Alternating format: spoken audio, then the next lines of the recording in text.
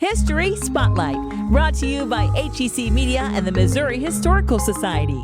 Hi, I'm Dr. Jody Sowell from the Missouri Historical Society, and this is History Spotlight. You may feel that you know a lot about the 1904 World's Fair, but did you know that it was famous for unique restaurants? Public historian Adam Kloppe tells us more.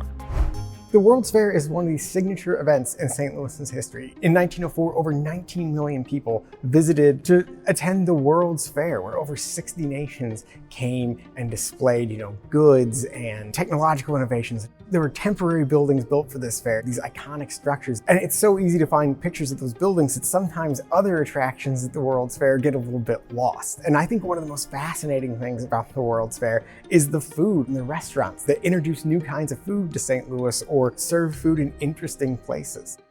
Everybody knows about the World's Fair Ferris wheel, right? One of the largest, most iconic structures. But what some people might not know is that the Ferris wheel was so popular that people were renting it out for banquets and weddings and things like that. They eventually, over the course of the fair, renamed one of the cars on the Ferris wheel the Ferris Wheel Diner, and you could rent it out for an evening and have a banquet on there. So that became popular enough that they were just like, you know what, we're gonna dedicate a part of this attraction to food and to restaurant service.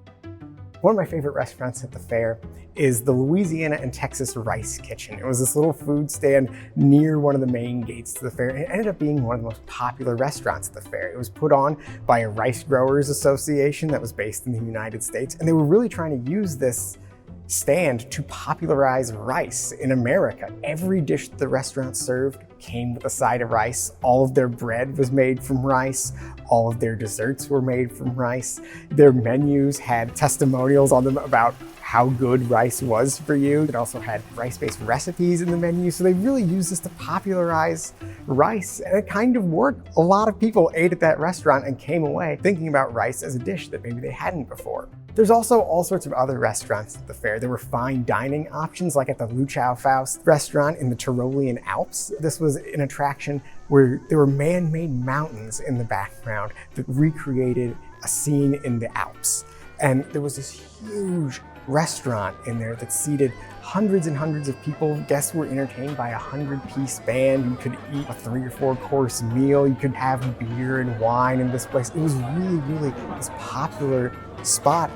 But then there's also restaurants that are more themed at sort of a kitschier audience, if you will. One of my favorites is called the Anthracite Coal Restaurant.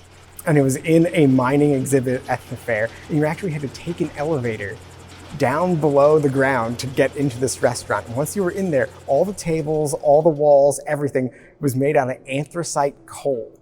And so you could eat underground in this restaurant. The waiters walked around, they had little hard hats on with lights on them like you were in a mine. And they didn't serve like fancy food. They served what they were called Dutch lunches, which was just like sandwiches and stuff. So it wasn't like fine dining, but you could eat in this different looking place and you could go anywhere in St. Louis. It's this really fascinating story about the way that people were trying to use food to interact with these exhibits at the fair, and I think things like that are so exciting. Next week on History Spotlight, why engineers didn't believe that this spectacular St. Louis bridge would stand. To learn more about the Missouri Historical Society, visit mohistory.org.